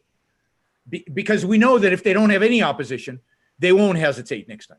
And it keeps getting worse. We saw this. Has this ever happened before that you know of, David? I do not know of any time it ever happened. No. In fact, the Association of Apartment Building Owners refuses to take legal action against the government. They fear to be perceived as selfish. This is the orgy of altruism. Yeah. They fear to be viewed as selfish by an altruistic world. Yes. And this is the power of altruism in our culture. And it's despicable. The only thing I can think of that was similar to this, but on a smaller scale, significantly smaller scale, was when Obama basically threw out all the contracts of bondholders. Do you remember this with Chrysler and GM? And there are probably other cases. I'm sure in American history there are other cases, but that's where it was clearly contract law, and we disregard contract law as a government. We're not paying attention to it, and of course we warned at the time. This is a precedent for much worse things in the future, and now it's just accepted. Left and right. I don't know if anybody is opposing this. Are there any better states than worse states? It's almost everybody. But so you got to be outraged because your mental health requires you to be outraged. I think to the extent that you can fight back, it's worth fighting back, if only because for the record and to create whatever noise among the better people out there in the world who still value contracts and property rights. Yes, but beyond all that, psychologically, you have this is the world. and you've got to keep living. And whether this causes you to shrug and to go and strike and to hell with this and not develop real estate anymore, or whether it causes you to move your business to a place that respects property rights a little bit more than other places, there's very little to be done. I mean, it's the same, they take all this money out of our taxes every month, and we should be unbelievably outraged. And at some point we stop being outraged because it's just, what can we do about it? Now I moved to Puerto Rico. That's what I could do about it. But there's only so much you can do in this world. I'd say take advantage of social media. If you can afford to, use it as an opportunity to use your voice. Show people that there's a real human victim of this crime. Yeah, I mean, it's exactly the opposite of what the association says. This is the time to rally people around property rights and around contract law and around what this country's about. And there might be some people out there who are listening. I think they are. Not that many, but they are. Well, I'm not sure I'm much of a sympathetic character in trying to appeal to the public, that. And so there are no lawsuits about this at all? I'm not aware of any in the states that we're in or the associations that we belong to. Yeah. But it's a perversion of what the law that was intended to be a republic is now turned into democracy, and whatever the masses want, whatever would benefit to most people, that's what we're going to do. Yep. There are a lot more employees at Ford and General Motors and Chrysler than there were bondholders. So screw the bondholders. And who cares about the bondholders? Because they're rich, right? Absolutely. Right. And landlords have a lot of money and tenants may or may not. So there's a lot more tenants than there are landlords. Yep. I think that's right. We become a democracy. It's exactly the right way to say it. And it's not even that it's about the voting. It's a democracy where we do what we think the people want. We try to predict what the people want and we go ahead and do it. And we don't even wait for the votes anymore. So, I remember the first time it really hit me, I think was the Clinton administration, when every decision was based on polling. Every opinion Bill Clinton had was based on how it polled, because he had no principles, zero. So it was all based on what the voters wanted, in a sense. And then it even appeared in Scalia in some of his. Scalia was this arch conservative, so you thought he would be good. But then some of his rulings would be the will of the people, would be a part of the ruling. And we have to abandon, in a sense, constitutional principles because of the will of the people. And then you knew it was gone. If even the Supreme Court becomes a bastion of democracy rather than federalism and constitutionalism, then it's lost. And that's absolutely right. It's democracy at the state and it's democracy at the federal government. And so you'd probably lose a case even if it went to the Supreme Court. But I wish somebody would file it anyway, because it would be good to have that case so that issue was. And I think the bondholders lost the cases that they took against. I think they did. Yeah. But I think it was a good case to have, because if I remember right, now it's explicit. Now we know what we're really facing. So. All right, who hasn't asked the second round? Darius, go ahead. Thanks, Yaron.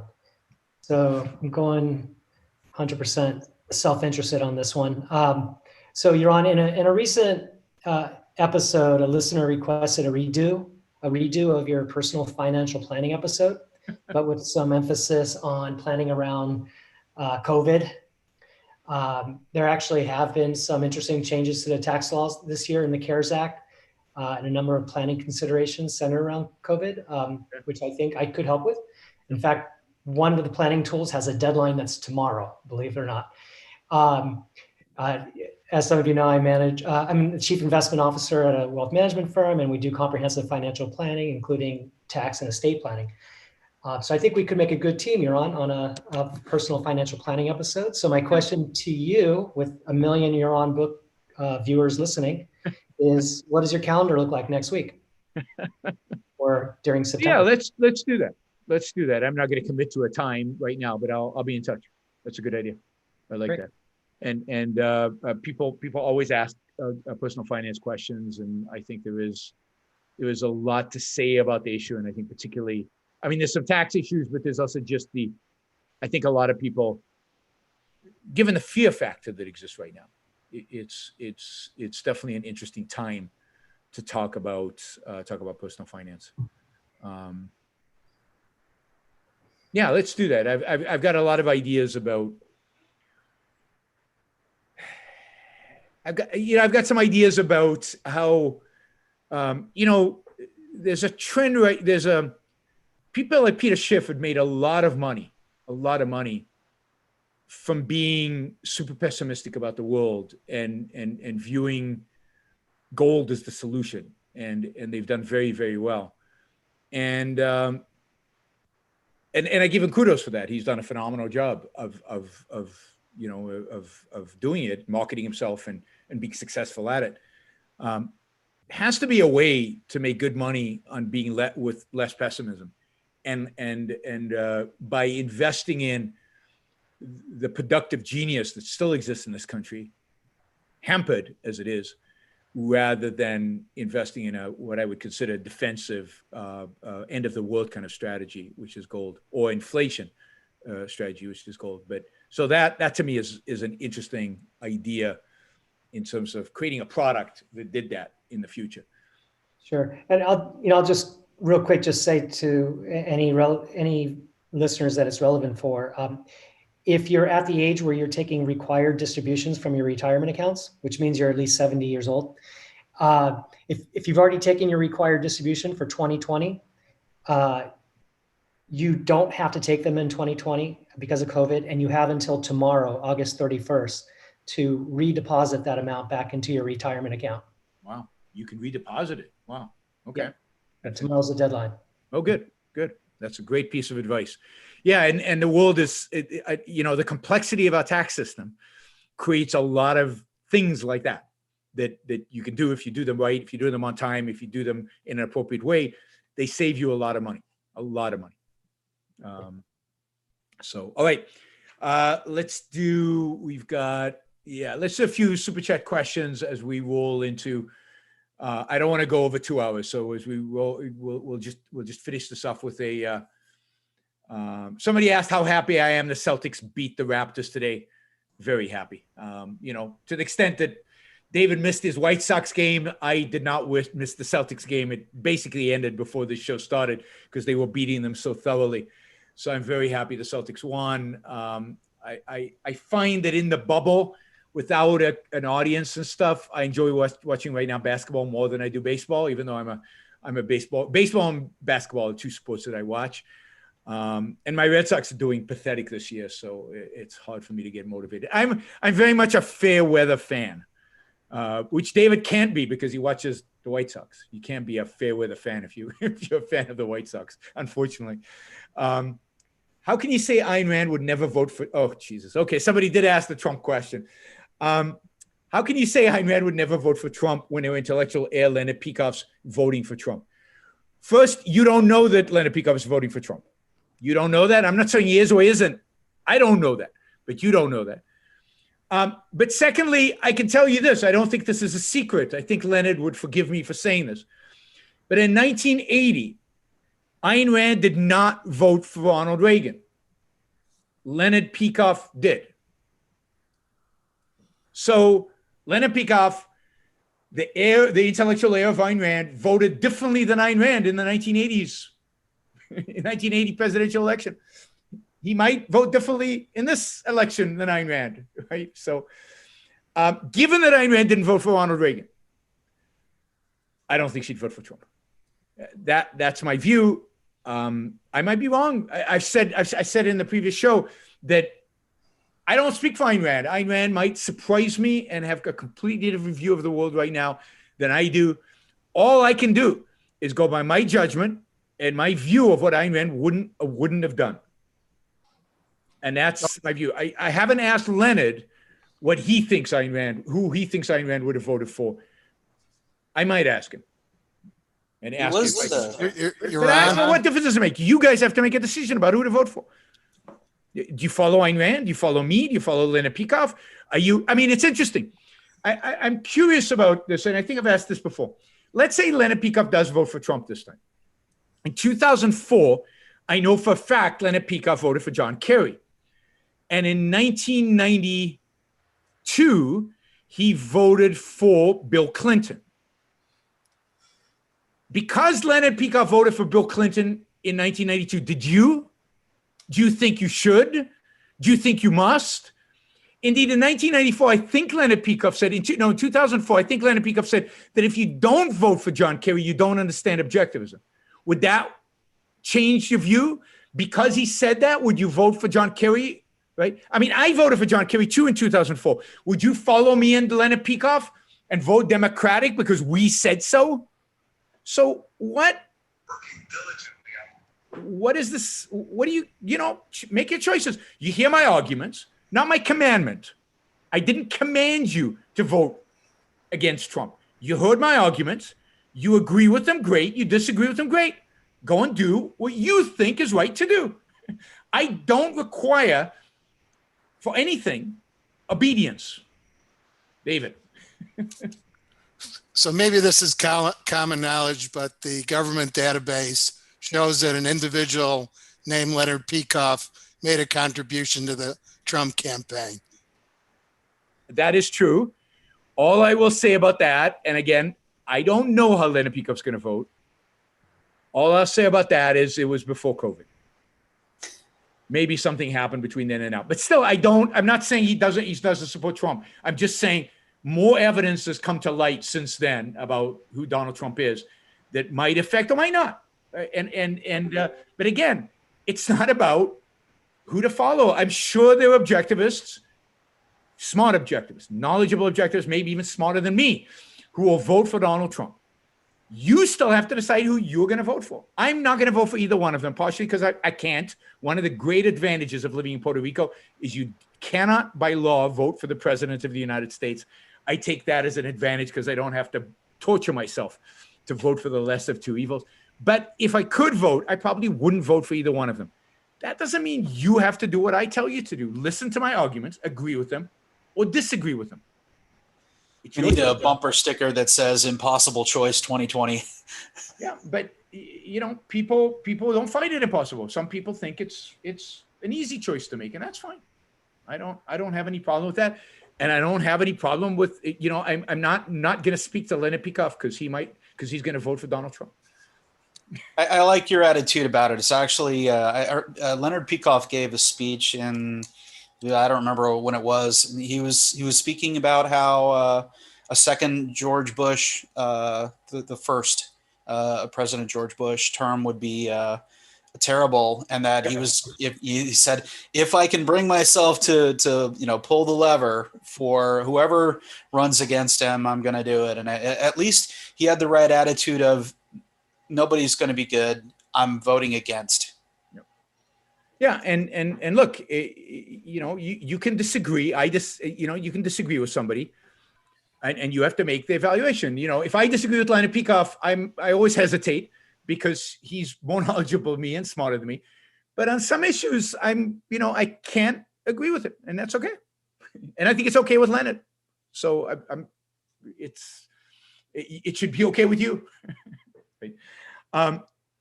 Did Biden beat Bernie and Bloomberg in the primary because of anti-Semitism? I don't think so. I think anti-Semitism would have ultimately prevented Bloomberg from winning, but I also think it's anti-billionaires more than anti-Semitism even. I don't think Bernie could win. I don't think Bloomberg could win in certain parts of the country. I think Biden beat Bernie because the Democratic Party, and I know this, you won't believe this, but my view is that the people who vote Democratic are not as far left as Bernie is. I don't think they are. I don't think the majority of blacks are as far left as the spokesman of BLM. I don't think the majority of liberal New Yorkers are as far left of Bernie Sanders. They agree on certain issues like maybe universal health care, but even on implementing it, they would rather have Biden where he keeps private insurance than Bernie that eliminates all private insurance, that it's Medicare for all. I think generally the Democratic Party is more where Biden is, or a little to the left of Biden, than it is where Bernie is, and that's why he lost. And he lost to Hillary last time. And Hillary was disliked by almost everybody. So I just don't think the Democratic Party is as far to the left as its activists would make it seem. I mean, clearly, if I thought the Democratic Party was as leftist as the people in the streets are now, I would not tell you not to vote for Trump, because I would vote for anybody over the activists in the street right now. I don't think the Democratic Party is where the activists are. So I don't think the world will end if Biden wins. If you think the world will end with Biden wins, don't vote for Biden.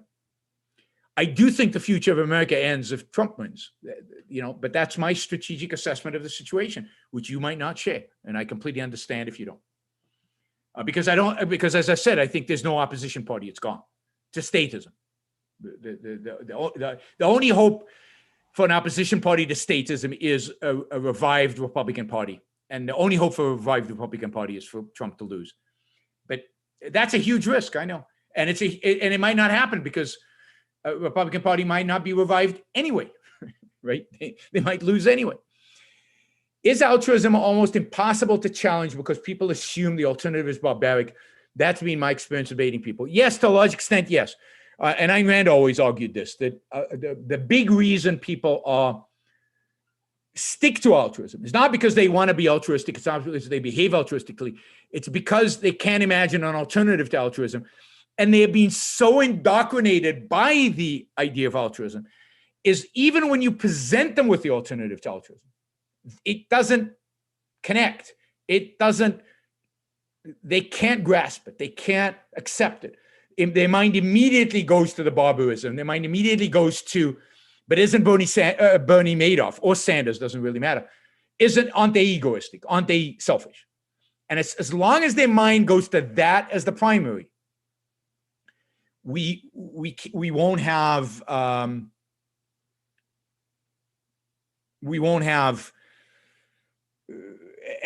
rejection of altruism. And this is why it's educational. It's a lot of work. And the younger you get them, the more chance you'll have. You always say less than 1% of the population truly cannot take care of themselves. How do you know that? What data is that based on? It's based on the fact that even people with, what do you call it? What's the mental, You thinking autism or?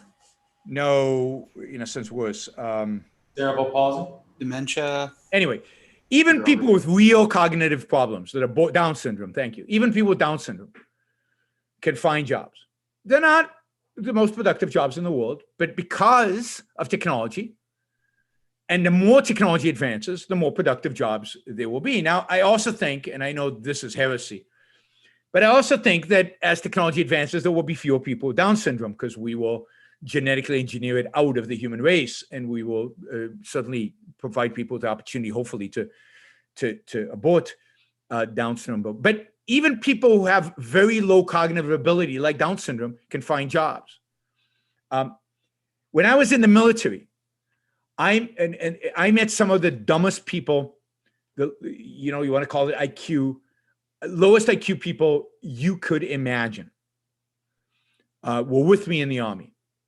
And yet they could function. And this goes to the point that Jordan Peterson makes of low IQ people or not, the US Army doesn't accept them or whatever. I think in Israel they accept everybody because I can't imagine people have a lot low IQ than some of the people I met in the Israeli Army. And yet they found them jobs, things that they could do productively and things that they could do that. So there are a lot of jobs out there that technology makes possible that people can do even with very low skill, even with very physical or mental hardships. So I don't know what the percentage of people is that literally cannot work. I mean, think of the famous physicist who barely could move anything, could just move his eyes. What was his name? Hawking. Hawkins, who died recently. I mean, he could work because his body couldn't, but his brain could. So he could still be productive, right? At whatever level you have today, they are jobs that you're capable of doing. So my number of less than 1% is partially based on anecdotal evidence, partially based at some point. I looked up kind of IQ distribution, people with mental illness, people with debilitating physical diseases, and the numbers are small overall, particularly if you take into account the fact that people with Down syndrome work, people with debilitating, people in wheelchairs work, and the income might be low, but that's where charity might fill in the gaps. And the more technology advances, the more productive these people can be, the higher their wages will be. I'm not going to answer questions about various groups within the objectivist movement. It's just not interesting to me and not that valuable. So that was a question I didn't want to answer. I got the recently published Cynical Theories. It's a scholarly technical analysis of development of the current social justice theory. I recommend you have a look at it. I'm going to try to get the guy who wrote it on my show. I forget his name right now. How about a political compass triangle? Egalitarian modern statism left, inegalitarian traditional statist right, individual rights top. Maybe. I mean, I see it more as a single line that splits into two, right? The single line is collectivism versus individualism, but the collectivism side splits into two. One going towards the egalitarian modern left, the other going into the traditionalist modern right? But that's the collectivist spectrum in one here. All right, let's see if I can get these three questions done quickly. Have you gotten my email on upload frequency? Yes. So the email was that the more you upload, the less. So I'm trying to limit my uploads to 2. You suggested 1 only was better. I've tried to experiment sometimes with 1 only. I'm not seeing a big difference, but I'll keep experimenting and see what. But I'm not doing more than 2, partially because of what you said. So thank you, and thank you for the email. Sorry I didn't respond. I don't always respond to emails. I've got a reputation about that.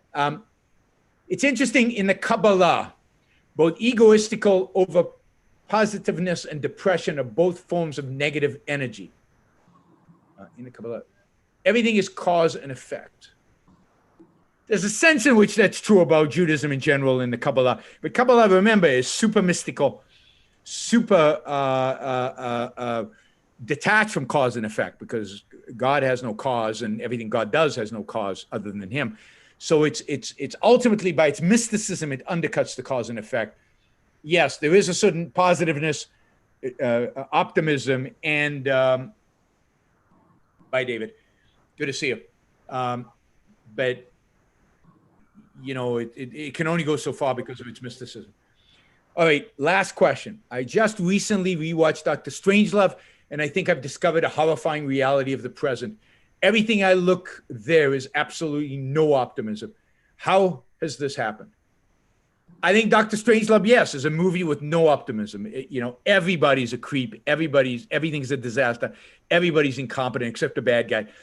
And it's all we're just sliding towards hell. How did it happen? Read the Ominous Parallels, read The Dim Hypothesis by Leonard Peikoff. He explains it. Ideas drive history. Lousy ideas got us to where we are today. Kant won. Plato, in the biggest sense, won.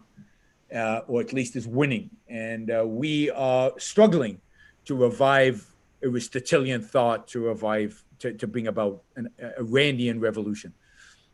And that's hard. It's a lot of work. All right.